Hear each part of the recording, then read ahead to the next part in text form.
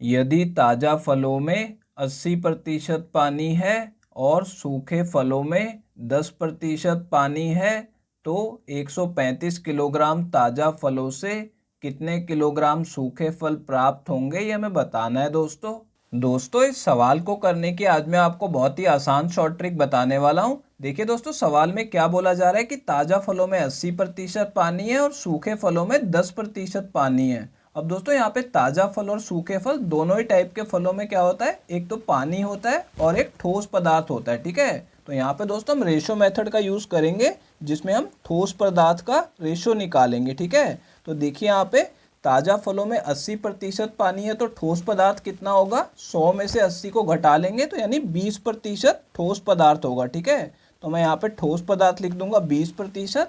अब देखिए सूखे फलों में 10% पानी है तो ठोस पदार्थ कितना हुआ, 100 में से 10 घटाएंगे तो 90 आ जाएगा। ठीक है, तो मैं यहाँ पे 90 लिख दूंगा और यहाँ पे हम रेशो मेथड लगा रहे हैं तो इसको रेशो में ले लेंगे। ठीक है, तो आपको समझाने के लिए मैं ऊपर लिख देता हूँ, ये ताज़ा फलों का ठोस पदार्थ है और ये सूखे फलों का है। ठीक है, तो देखिए यहाँ पे 1 अनुपात हमने लिख लिया है, हमें 1 अनुपात और लिखना है जो कि होगा वजन का अनुपात। ठीक है, ये आपको ध्यान रखना है, यहाँ पे हम वजन का अनुपात लिख रहे हैं। देखिए ताज़ा फल कितने हैं, 135 किलोग्राम है। ठीक है, तो मैं यहाँ पे ताज़ा फलों के नीचे लिख दूंगा कि 135 किलोग्राम हमारे पास ताज़ा फल है। ठीक है, अब इन ताज़ा फलों से कितने किलोग्राम सूखे फल प्राप्त होंगे ये हमें बताना है। ठीक है, तो इसे मैं एक बार x मान लेता हूँ कि x किलोग्राम सूखे फल हमें प्राप्त होंगे और इन दोनों को भी अनुपात में ले लेंगे। ठीक है, तो यहाँ पे हमने रेशो मेथड लगा लिया। अब इसे काट के सॉल्व करेंगे और x की वैल्यू निकाल लेंगे। ठीक है, अब देखिए दोस्तों यहाँ पे 0 से 0 काट देंगे हम। ठीक है,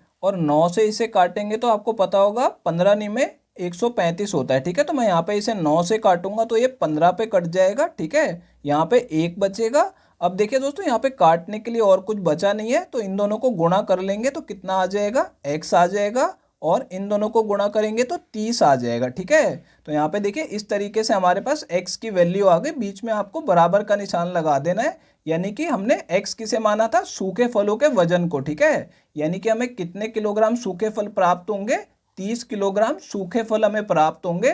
तो दोस्तों ये हमारा इस सवाल का आंसर आ गया, ये चौथा ऑप्शन करेक्ट है।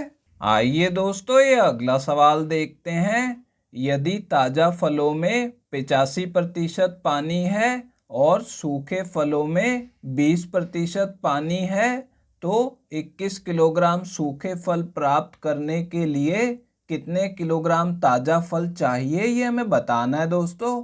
देखिए दोस्तों इस सवाल में क्या बोला जा रहा है कि ताज़ा फलों में 85% पानी है तो यहाँ पे ठोस पदार्थ कितना हो जाएगा, 100 में से 85 घटा लेंगे तो 15%, तो मैं यहाँ पे 15 लिख दूंगा। ठीक है, और देखिए यहाँ पे सूखे फलों में 20% पानी है तो ठोस पदार्थ कितना होगा, 80% हो जाएगा, तो यहाँ पे 80 लिख लेंगे और इन दोनों को अनुपात में ले लेंगे। ठीक है, तो यहाँ पे ये हमारा अनुपात आ गया। अब दूसरा हमें वजन का अनुपात लेना है। ठीक है, तो यहाँ पे देखिए सूखे फलों का वजन हमें दिया गया 21 किलोग्राम, तो यहाँ पे सूखे फलों के नीचे 21 लिख दूंगा। ठीक है, और ताज़ा फलों का वजन हमें निकालना है तो यहाँ पे ताज़ा फलों के नीचे इसे x मान लेंगे। ठीक है, तो यहाँ पे देखिए इन दोनों को भी मैंने अनुपात में ले लिया।